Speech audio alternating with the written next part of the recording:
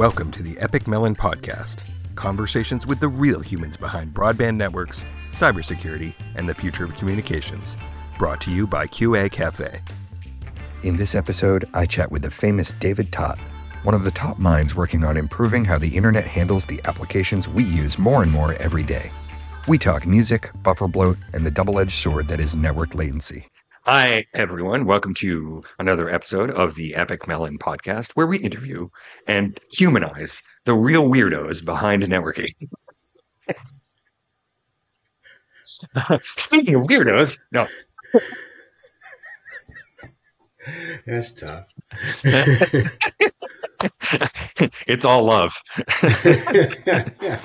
I have with me Dave Taht, who from LibreQoS, and he is very passionate about a lot of things that are hot topics for everything that that we're dealing with right now, especially in residential networks, but overall, altogether. And he has a lot of history with those things and knows a lot of the people involved in making sure that those things work. So it's going to be fun to chat with you. That is a slick guitar. I love that.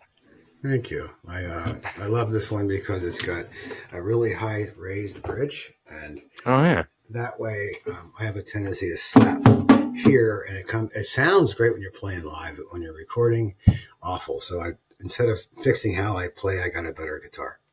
Nice.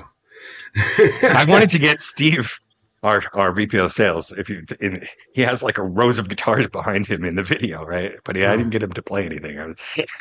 Well, because this is a new recording thing, I was very tempted. I would like to try playing a song during this thing. All right, let's check it out. All right. But towards the end, after we get rolling.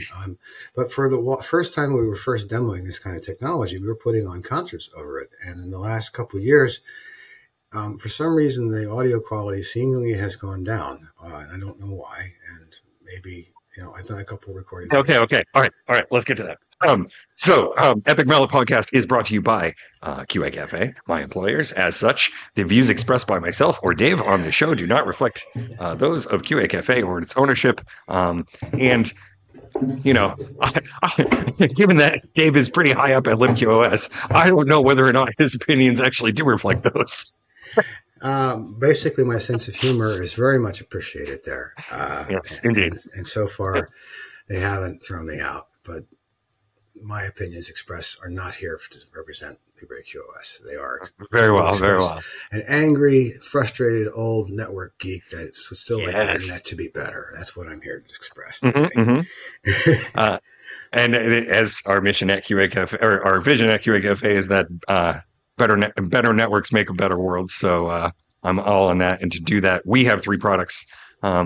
CD Router, which is the industry standard test platform for broadband gateways and Wi-Fi devices that Dave knows a lot about. CloudShark, which is our web-based viewer for packet captures that helps you organize them together, work with your colleagues, make sure you can standardize practices around packet captures.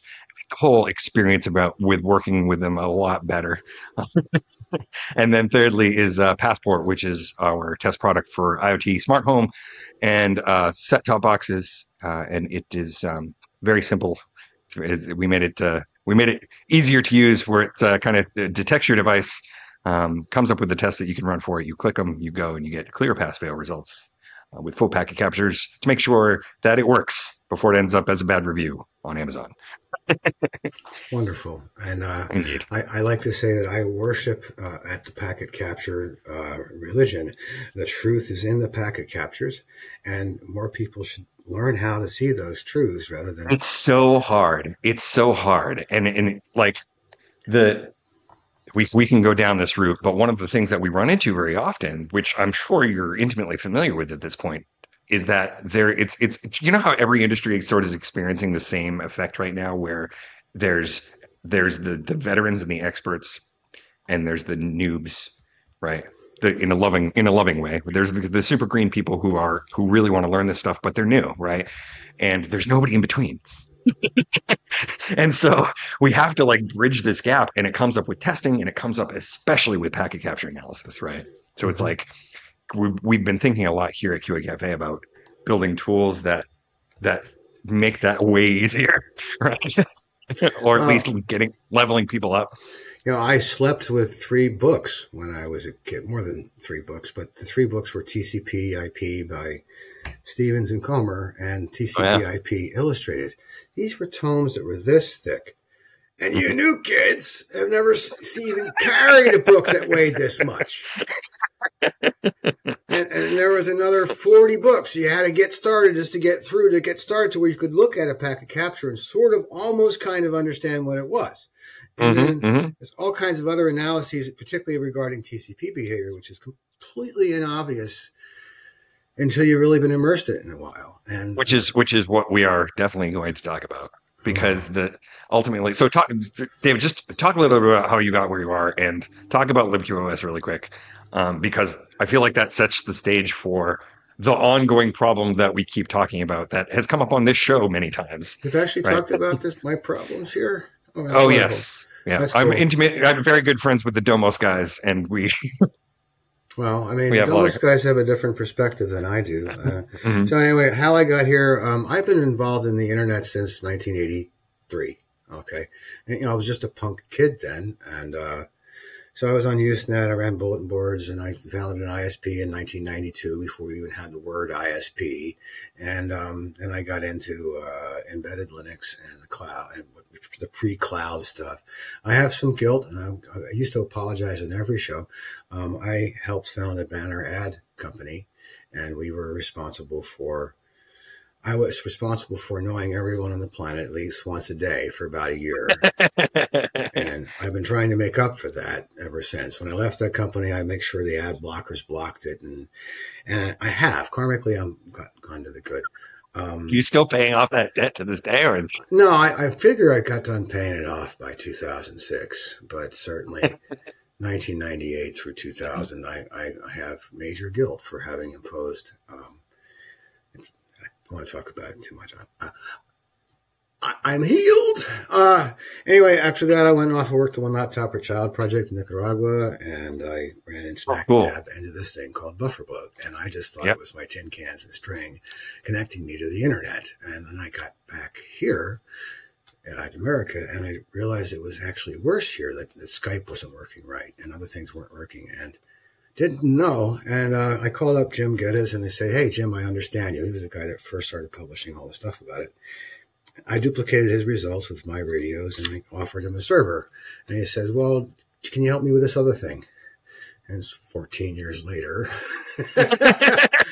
And so I've been running various sub-projects of the bufferbloat effort since 2010. Right. And I made a contribution to just about everything today. For those of you that have an iPhone, you're welcome. It runs an algorithm called FQCoddle, only half of FQCoddle. For those of you out there running Linux, FQCoddle is the default. By the way, Eric Dumazet is the author of FQCoddle, and 2 other famous people I'm always bringing out, Kathy Nichols and Van Jacobson, are the creators of the Coddle algorithm. I'm just... Cool. Yes, Van. Yes, Kathy. We are going to we're going to cut the internet latencies on the internet by a factor of 100. I'm on it. And I've been on it and improving on their work for wireless technologies since then. So that's where things get me to where I got to LibreQoS. Awesome. Okay. And so I appreciate your point of view, because basically this is what we're running into now, and it filters down entirely from the really high level stuff that we've talked about on the show before, where just from a sheer consumer understanding of what they are getting from broadband service, right? And it's changing, but for the most part, for the longest time, right, we've been sold a bill of goods that's like, oh, look, 300 is a bigger number than 100, so you should pay more for that 300 than the 100, and your experience is going to be better because you have 300 megabits per second or a gig per second, right? And it's not true. It is somewhat true. If it wasn't somewhat true, people wouldn't switch from, people wouldn't switch from morphine to heroin, Right. Exactly. Right. Right. So it's partially true, right? So it's true for some use cases. A lot of those use cases are old. in comparison to the stuff that we have to do now. For example, like you were talking about playing music over a stream, which this isn't technically a stream, but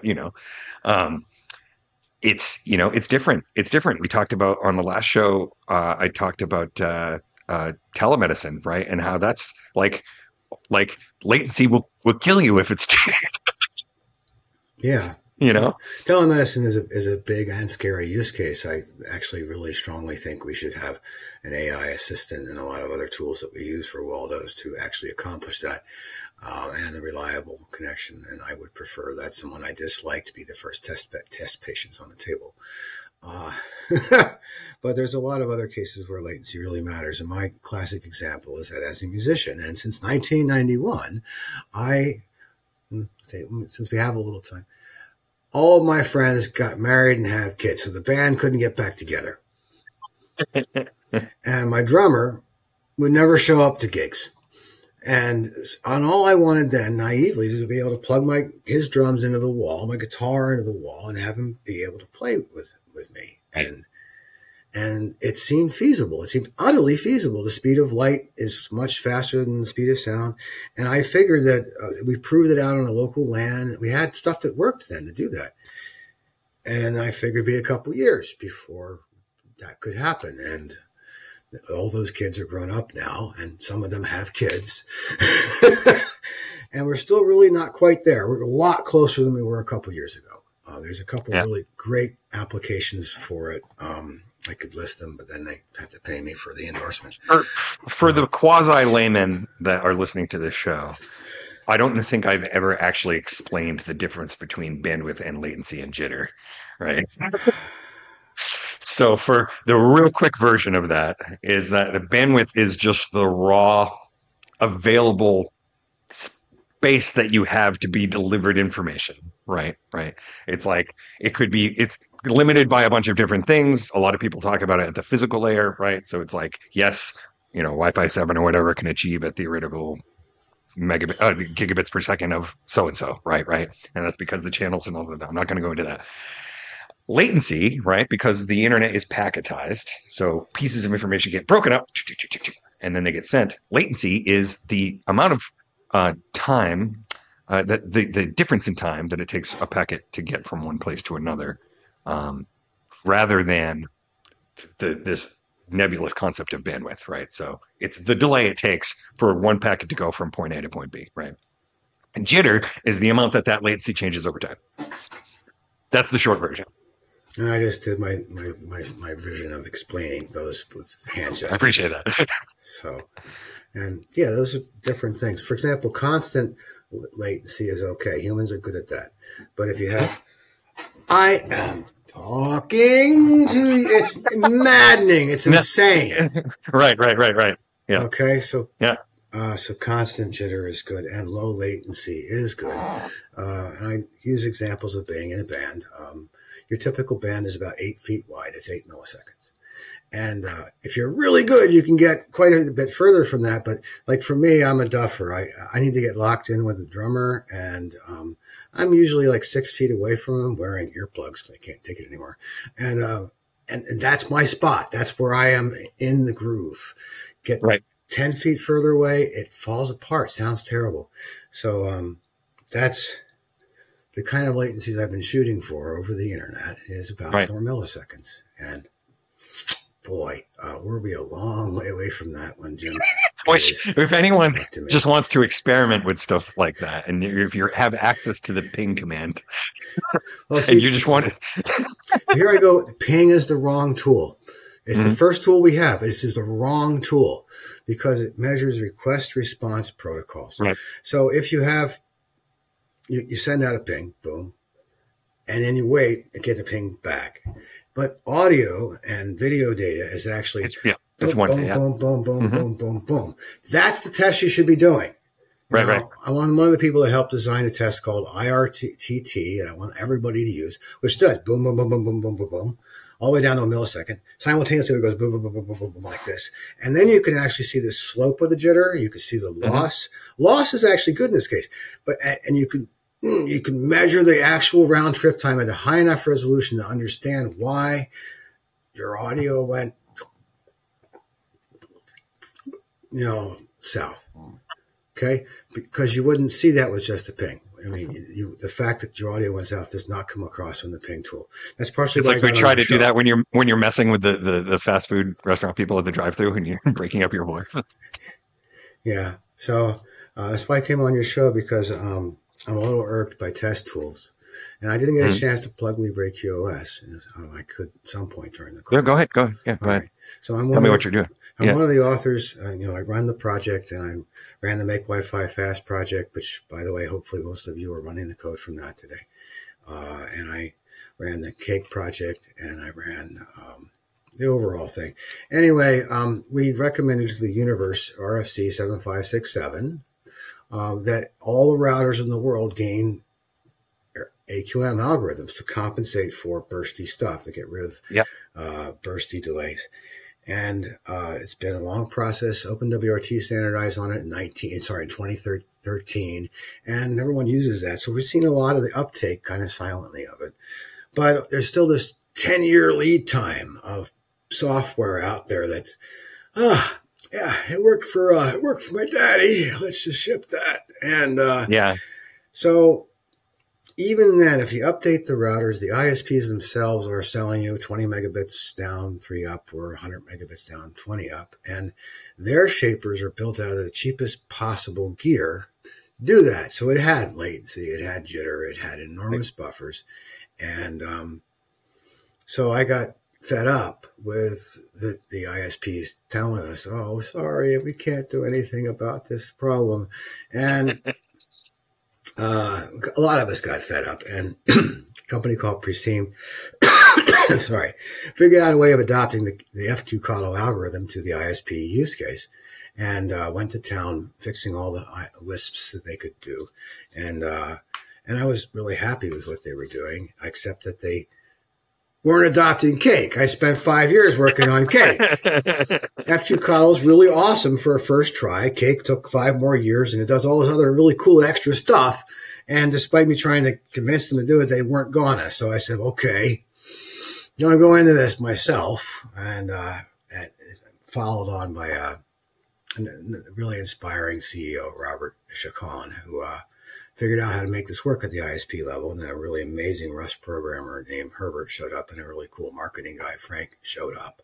And I said, Dave, can you just do science for us? And that's say, great. Will you let me play guitar on the show? And they said, yeah, it's okay. Can I say whatever the hell I want to say? Go ahead. So it's really been a wonderful, freeing job to be able to do, to go off and fix so many ISPs so far. And, finally see the real data from the ones that are willing to share with me, and find cool ways of improving the algorithms that we designed, and make further progress in making the internet. So LibreQoS is free software. There is a module that we can sell, which is our business model, that will take a $1,500 box, push 25 gigabits through it, which is enough for about 10,000 users, and fix all their devices without having to upgrade the routers at 30 cents per subscriber. Oh, that's awesome. Once. Over a weekend, and this has happened multiple times, you can your ISP can stop taking support calls from frustrated gamers and video conferencing people, and people that would like to play a guitar through their system. That's really cool. So is it how much of a factor is the point of, like, the point of fixing the problem? Like, how much of a factor is that? Like, so you're doing it at what? At like the like at the BRAS? So we'd have to throw network diagrams around in order to truly get this across. What should roughly, and there's 3 different ways to do it. You have your CDNAT box, and that's your final exit to the internet. And behind that, you have your typical switch. And you take the switch and you plunk the VLAN stuff into a Intel Xeon or an AMD box running our stuff, and then we run it back into the switch.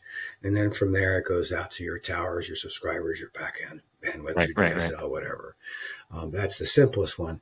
We see a lot of people that have really complicated WISP networks, like 9 hops long. And we can successfully model that, each hop if we want to. Or we end up because they say, we'll just take another box off of eBay and we'll just go do it at the tower. And and that smooths things out tremendously. I don't know if anyone here uses the waveform tests, but we typically see 2 milliseconds jitter on some really complicated, hairy wireless networks. That's awesome. And it's, and my favorite part, I got certainly involved in this. These guys in New Zealand did it over a weekend, and the calls to tech support just stopped. It went silent. And they got nervous. They started calling their customers to see if is your internet still working? Oh, yeah, it's fine.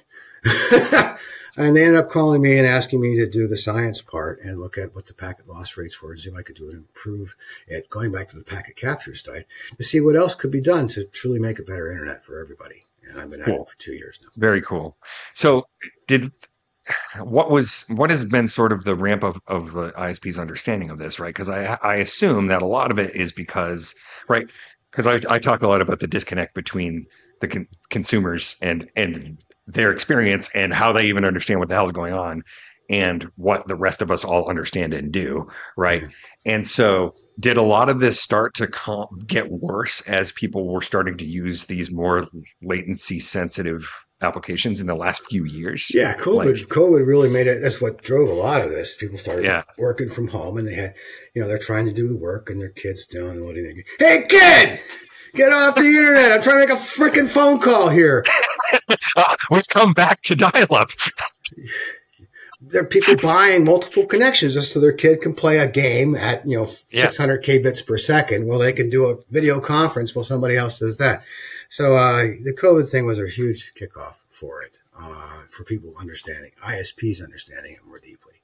Now, the badness that happened is ISPs understood that the only thing they could do is sell more bandwidth. And they did. Everybody, they upgraded absolutely everybody. Hey, you need 300 megabits? We can do 300. No, right? It's a real problem. It's a real problem. And it's hard to get, it's changing. It's changing. So you see the messaging change now where it's not about that. It's about we're the most reliable network. We're the best Wi-Fi you'll ever get, right? Which is the easiest way you can possibly explain that to the end user is that it's just the best Wi-Fi you'll ever get, right?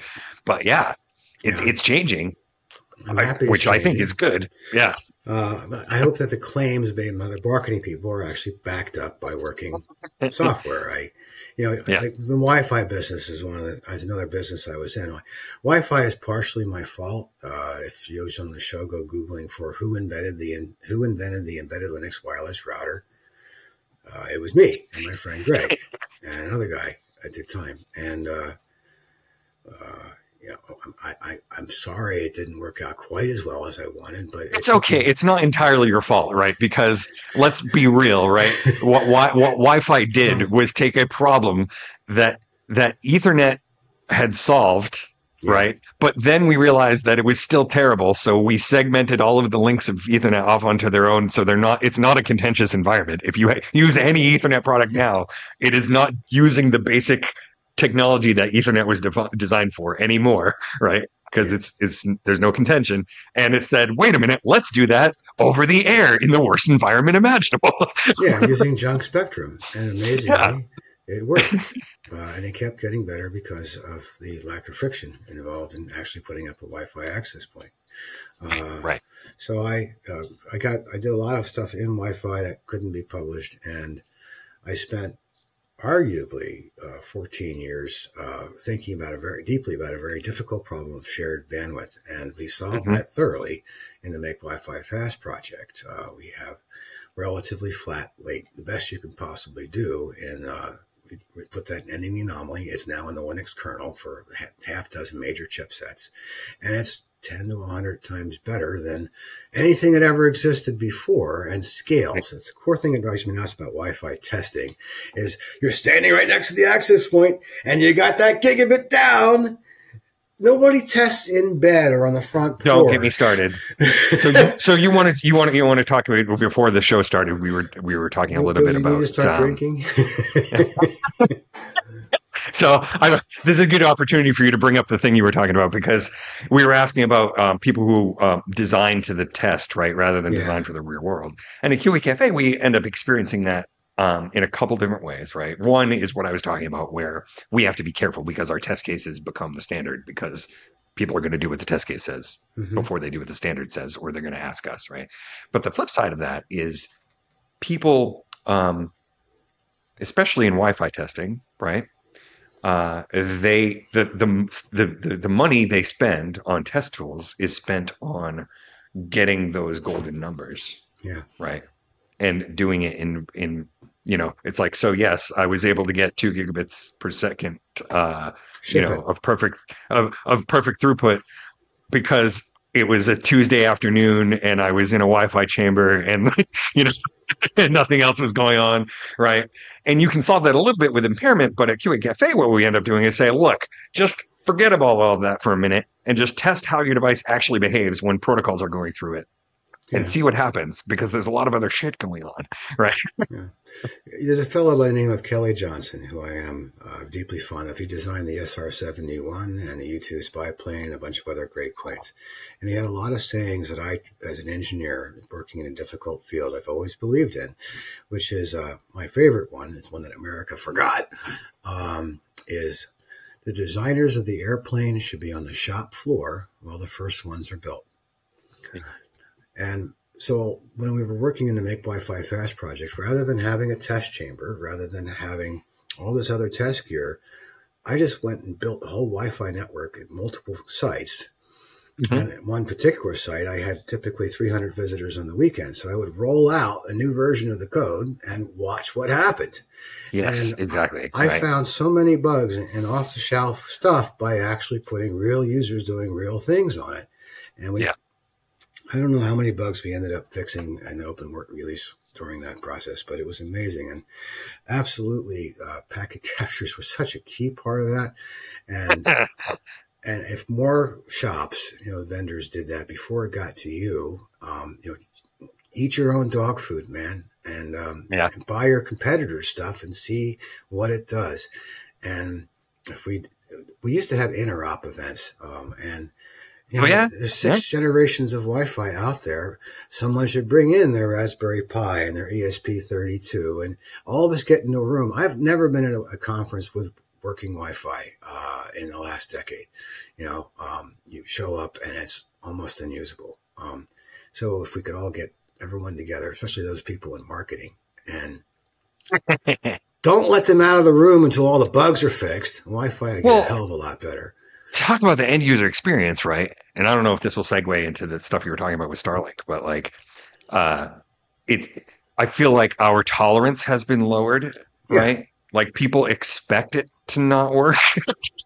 Wi-Fi was actually for voice and video conferencing. Wi-Fi was actually really pretty good until about 2006, and it's gotten a lot better in the last few years as well. Video conferencing works pretty good now. But man, there are some dark years of people buying new gear that just freaking doesn't work. And they throw it away and get another one. Do you guys ever do work with Eero? No? Yep. So Eero was the first group that understood the importance of the FQCODL algorithm to making mesh networking work. And that's in part why they succeeded. And they were open and honest about it. And not enough people listened. A bunch of other people really. Well, they were also some of the first people in the market with a lot of stuff, and that sometimes ends up kicking you. Well, they spent $90 million getting it right, and it was and nobody that sunk the time and effort into. I admired the effort. I wish they'd managed to make more money from all that really great R&D, and they still deliver pretty darn good products after that enormous upfront investment. So anyway, they were among the first to adopt one of my algorithms, and I just wish more people. I like those guys. I like the Eero guys, so that makes me happy. Cool. All right, I did want to talk we talked a little bit about engineering to the test, and so I have this famous now 3-year-old run-in with the Starlink people. And I am a huge space fan. I've said this everywhere. I've been to multiple launches. I'm planning to go to the Starship launch, the next one. I went to the first one. And I think their business model is a beautiful one. I went to Nicaragua because I wanted to spread the internet to everyone in the world. And it's really hard to run fiber to Timbuktu. Yeah. You had to have some kind of wireless technology, and SATCOM technology. There's a whole another book called Eccentric Orbits about what happened with Iridium.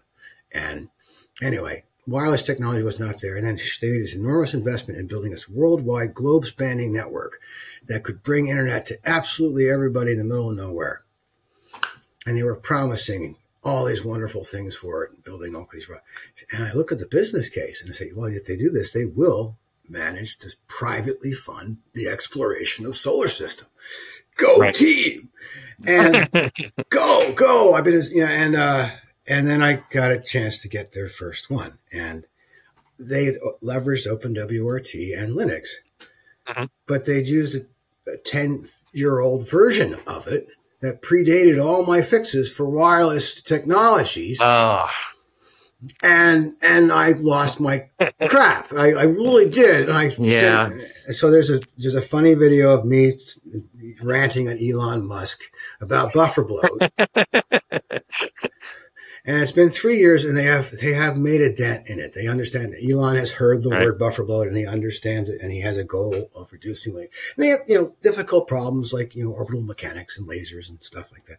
And they've made a dent in it. And I convinced Oleg, Dr. Starlink, to run some tests using my test to see how much better their latest and greatest generation product was. Right.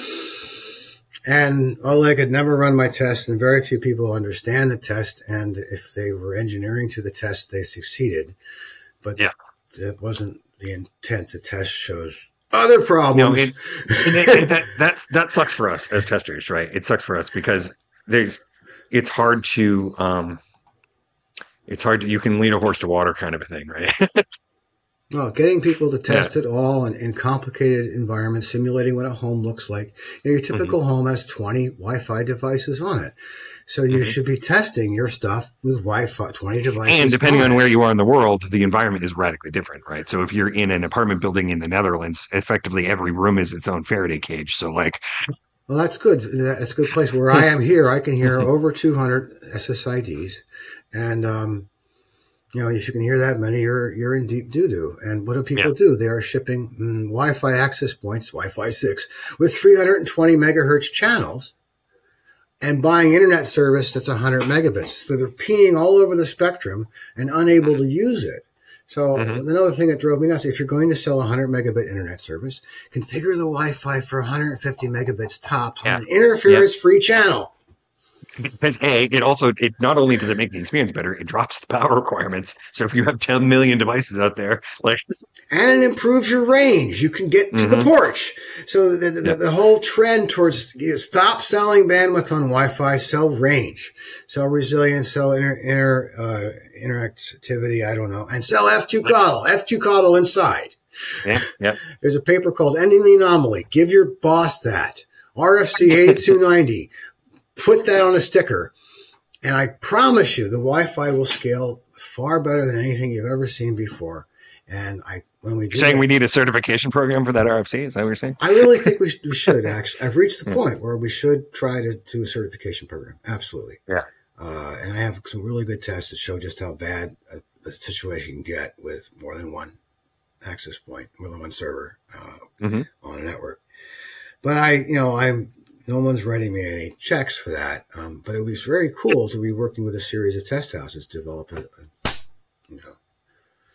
Dave Taht blessed, a thing, we could do like Colonel Sanders, 13 herbs and spices go into each one of these Wi-Fi access points.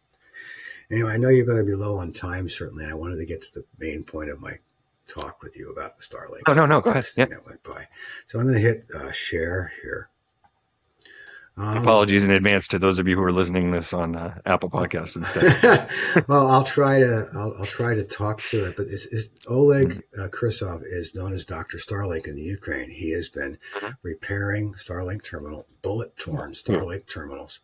He was featured on the cover of Time, and he's doing his best to keep the internet running there. I admire him and his efforts tremendously, and I got to know him a little bit over the past year or so. And let me hit the screen on this thing here and find this test. So he just got one of the first Gen 4 dishes out there. And I convinced him to run my favorite test. This is another thing that drives me nuts about all the web testing. They test uploads and then downloads and then latency. When you and your kid are actually using the internet, you are doing uploads and downloads at the same time, and you want consistently low latency. And none of the bloody tests that any of them, I don't know if you, please tell me, Jason, that you have a simultaneous up and down test in your suite. Oh, yes, lie if you must. No, we do. That's the performance tests in CD Router are cool. Can go in both directions. Yeah. Please share. They can shoot me later if I'm lying about that. Yeah. There's another cool tool called Crusader. Anyway, I designed the rule test, real-time response under load test, to test a BitTorrent-like scenario. It's intended to test a BitTorrent-like scenario. And it comes with 3 panes. It does a simultaneous download, a simultaneous upload, and a simultaneous latency test using both ICMP and UDP. And Oleg was really, really pleased with this result. It's a really good result. He's showing 0 latency inflation during the entire duration of the test, which is certainly not what Starlink was handing in 2 years ago. He's showing the bandwidth in this version of this test here is slowly increasing, which is okay. And, this is actually a really, really good test. This is not quite something you use for a gaming environment, but it would potentially look really, really good for their, but it's missing 3 fundamental things. I'm going to scroll down to the second test here they did for this Gen 4 product, which shows these latency spikes every 15 seconds. Now, that's a native and inherent part of the Starlink system. Every 15 seconds, they reorient the antennas, the network, etc. So there's this little glitch, and it's about 40 milliseconds long, and that glitch is really annoying for certain kinds of traffic. It's gotten better, but that glitch is there. We didn't see the glitch in the other one, so he's like, what do they do? Well, what's really going on here is that they've, instead of adopting FQCall like they should have when I told them to, Elon, or Cake, preferably Cake. They basically, you're using very, very short buffers. And in the context of the rule test, what that does is that the upload starves the download. And all the teeny little acts fill up the queues, and therefore you can't get a big download anymore. So I'm only achieving 80 megabits down on this test. Whereas if they had the adopted Cake, they might have been able to do 300. And that's not there. And because the queues are so short, the quality of the video conferencing call simultaneously with this kind of traffic is going to be very blocky. And but that doesn't show up on the test. You have to add a video conference to the test. And I really do hope, they have adopted more modern Linux kernels, and they are very much aware of what more they can do. And I hope that someday soon that they'll be able to make this thing truly massively fly. As it is, the shorter queues is a much better idea than the really big cable company queues were. But starving the upload and the download on the queuing system, not so good. So is it? Can I ask a stupid question? Is it mitigatable because it is predictable? Yes. No, it's really, we have several projects that try to improve Starlink stuff.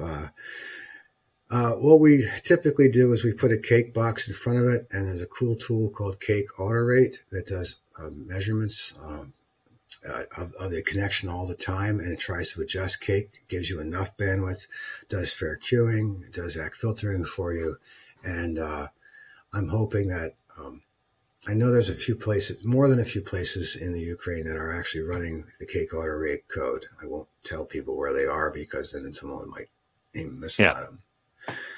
So yes, this can be improved with an external box, but the right answer is for them to get a more modern kernel or backport a couple things, and then they truly would have the greatest internet in the world using the stuff that I care about so much. So this is my second plea. I'm not asking for money. I asked them in my last request, is like, can you send me a spare used Tesla motor? My boat needs one. Yeah.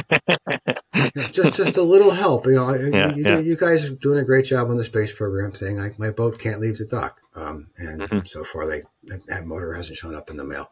But I do hope this is dramatically better than Starlink was when I first started angsting live about it. It's just interpreting these kinds of tests does require knowledge and sometimes even a packet capture. So no, anyway. It's true. It does. And so I as a person who produces standards, I see your pain a little bit because it's I'm always afraid because I know that this happens, but I'm always afraid of things getting out too early. Because what happens is exactly what you said, right? It's like once it's out of the box, you don't know what people are doing with it, right? And so at some point, somebody downloaded a 10-year-old version of this. There's nothing out there, right? Unless it's a marketing problem, effectively, right? Because unless they receive the information that this is old, right, they're not going to do anything. They don't know, right? And that sucks. It sucks because it's like, how do you get that? How do you get the news to people that there is something that has problems that has already been fixed, right? Yeah, when it's in some underlying piece of code that they don't even know that they've already adopted, or Yeah. Two quick notes. IPv6 is still a work in progress. It needs to happen, but we didn't get some simple stuff into it until 2018. So if you buy get anything older than that, you can't get DNS. Well, to talk about IPv6 and your analogy from earlier with the airplanes, like that's another great great analogy for that. People designing IPv6 should have been on the shop floor when they were building the products. Absolutely, yeah. And fed pizza until the damn thing worked, and we would have been done by 2002. I'm going to tell Tim. I'm going to tell Tim about this conversation.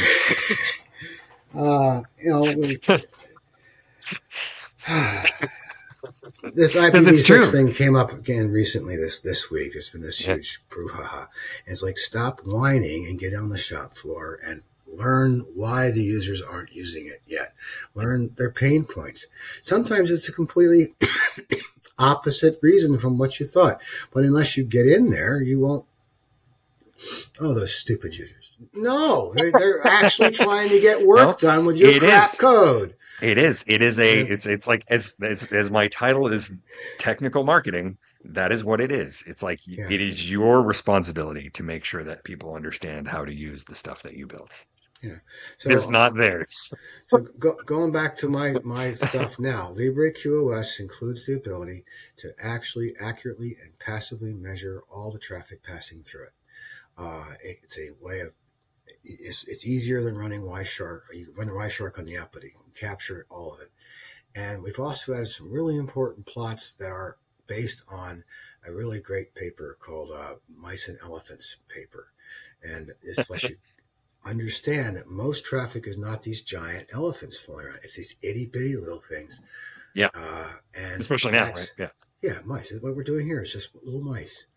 And what most people have been trained out of, don't do a big upload while doing a video conference because the internet will break.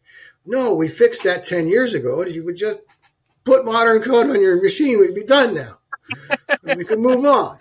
I could actually sit here and play a song with you playing drums on your hips and so on. Now, I think you got to go soon, don't you, Jason? No, do it. Do it? I can just do a chord or two if you prefer. But, so like a good test of whether or not something is frame rate. So is to be able to see if my fingers blur.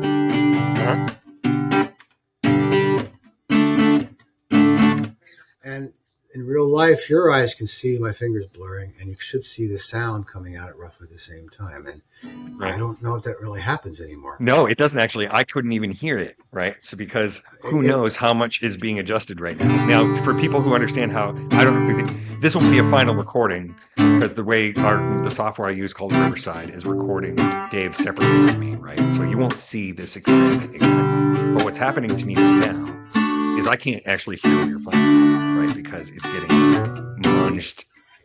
Well, it's partially that, but for some reason, audio is a really small thing compared to video. Right. But for some reason, people are running by default with codecs that can only transmit voice fairly well. And maybe they're doing it at the RIAA's request. My God, you can't play background music over this. But it bothers me. I don't know why it's a trivial amount of data to have a truly high quality, spatially accurate audio stream. And why are you taking my instruments away? Right. RIA. Anyway, I have a new song that's going to be coming out soon. It's sweet.